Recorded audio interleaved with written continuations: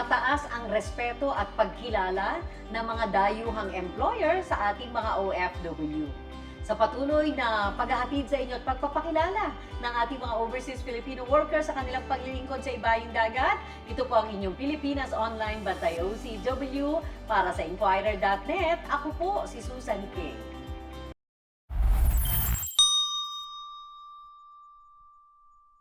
Hindi pa rin siya productive. Sa pagtingin ng isang engineer. Yes po. As ang engineer, napaka-importante po, no? Na, hindi ko naman minamalit yung iba, pero napakahalaga po ng engineer. Maisikatuparan yung mga pangarap ng taga Santa Cruz is, nakikita ko po talaga yung problema sa Santa Cruz, especially yung water system. Maliit pa po ako, Ma'am Susan, yung tubig noon, 8 o'clock lumalabas ng gabi. Ngayon, medyo alas 2 ng madaling araw lumalabas. So, 80 to 90... wala talagang tubig sa gripo? Meron naman, pero lumalabas yan parang pataklan. Kami mga engineers, we are designer, we are planner, we are builders. Alam namin ang saktong solusyon. That's part of our profession about water system, about the design of discharge and supply. So, kaso lang, of course, we are just normal citizen, hindi tayo pwede makagawa. So, itong pinag-usapan ng Team Lao. Yes po. Ito po, at least na nakikita ko, kung kami nasa legislator, mas madali po kasi isa din sa plano ng ahead sa amin, yung mayor namin na si Jaime Lao, senior, at saka yung magiging leader namin na sa legislation, si Engineer Jun Lao. So mas madali po kung yun ang ipupos namin na mag-create talaga kami isang departamento ahawak sa water system. Yung ba engineer ay malaking advantage na pare-pareho kayong engineers, isang pag-iisip? Napakalaki po, ma'am. Napakalaki. As I said, if the mayor is engineer, he is a builder, not only engineer, he is a businessman, showing no record of illegal. So of course, ako titingin ako sa isang leader ko na walang record. Kasi pag ang leader ko may record, illegal record, sure 100% I will not go with them. Kasi dadamay lahat yan eh. Kung ano yung puno, yun din yung bunga, lahat-lahat. Sabihin mo sa akin sino kasama mo. Oo. Sasabihin ko kung sino ka, di ba? May ganun Yes po, totoo po yan. May kasabihan mo kung sinong kasama mo, and I will tell you who you are. So kaya pinili ko yung Lao. Kasi kilala ko po yung Team Lao na they are a business-minded family. Nasa construction ako ng pagninegosyo din. So, kung ito ang mamahala sa Santa Cruz, how it will come? Maybe Santa Cruz will derive easily for a city. Ang problema lang kasi sa Santa Cruz, ma'am, ang isa kasi committee, pag mayroong magandang patubig, papasok na po yung lahat na business. Subukan mo sa isang bahay na maganda, walang tubig, titira ka ba o hindi? Hindi ka po titira kasi walang tubig.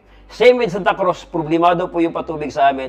And that is my plan, that is my ambition. Nga meron po, pero dapat kulang na kulang. Just only 10%.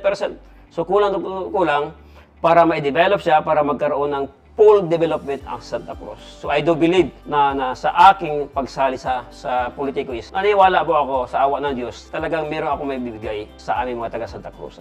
Nung kayo po'y unang naimbita ng Team Lao, agad-agad tinanggap nyo yung imbitasyon o nag-isip pa kayo? Wala na po, ma'am. Talagang walang kaduda-duda. Talagang I accepted directly. And even me myself have planned for that. But even before they asked me to be with team, but I have put into my mind na tatakbo ba ako mag-isa. Pero naisip ko tuloy na maganda tatakbo if you have team.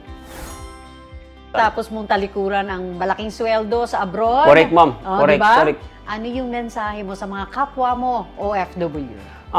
Sa aking mga kapwa OFW, alam ko na ramdam ko din yung pangulila nyo sa mga pamilya.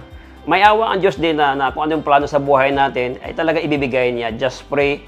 Piliin talaga natin yung saktong mga desisyon natin na huwag natin pagsisiyan po. At of course, as spiritual leader, not only engineer, huwag natin kalimutan ang Diyos. Yan. At muli, sa iyong Team Lao. At muli po, of course, sumali ako sa Team Lao na I trusted much.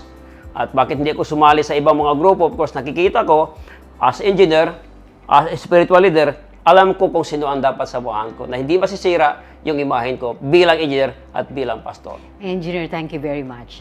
Si Engineer Lolito Heralde, mga kaibigan, ang ating OFW, project manager ng napakalaking mga proyekto sa Saudi Arabia, pero pinili niya na magbalik at manatili sa bansa at ngayon po kasama sa mga nakikipagtulungan sa pagsusulong ng bagong Santa Cruz sa Davao del Sur, ang hangad ng Team Lao sa pangunguna ni Ginoong Jaime Lao Sr. at ni Mayor June Lao, ang dati nilang mayor na ngayon ay aspiring vice mayor naman. So ito po ang inyong special na edisyon ng Pilipinas Online, Bantay OCW mula sa OFN, ang Overseas Filipino Network. Ako po si Susan K.